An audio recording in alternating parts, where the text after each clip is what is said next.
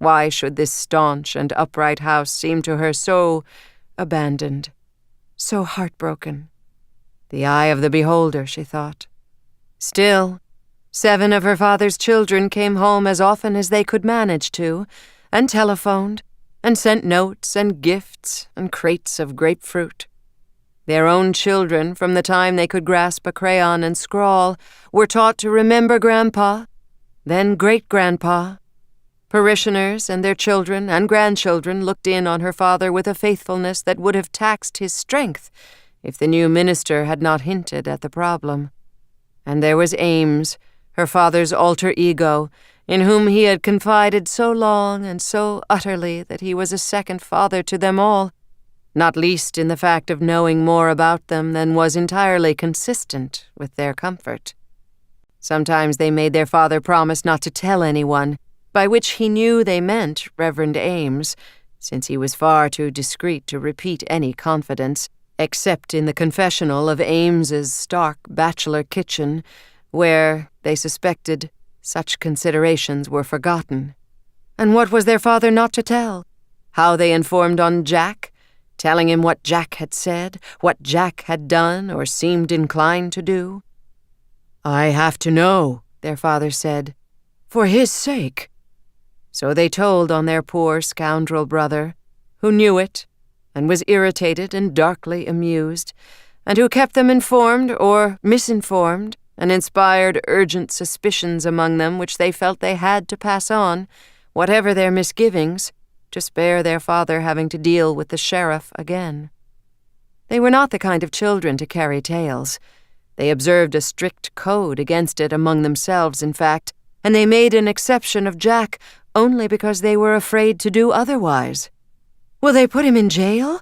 they asked one another miserably when the mayor's son found his hunting rifle in their barn. If they had only known, they could have returned it and spared their father surprise and humiliation.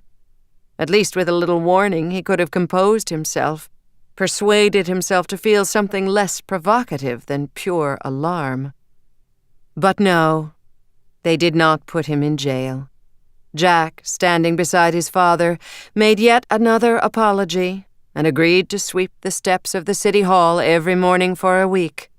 And he did leave the house early every morning.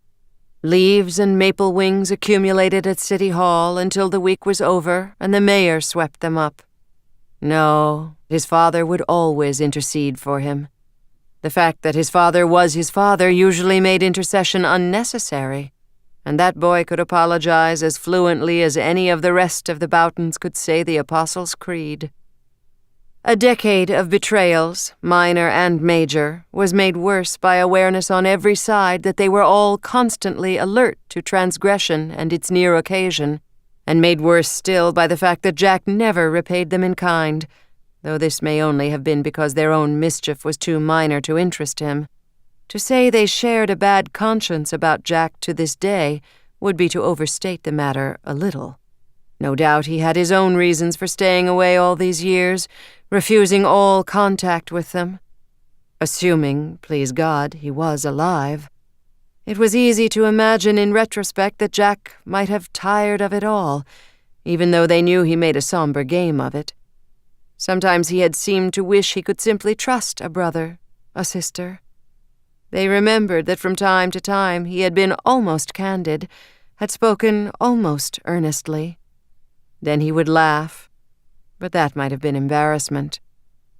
They were attentive to their father all those years later, in part because they were mindful of his sorrow. And they were very kind to one another, and jovial, and fond of recalling good times and looking through old photographs, so that their father would laugh and say, "Yes, yes, you were quite a handful."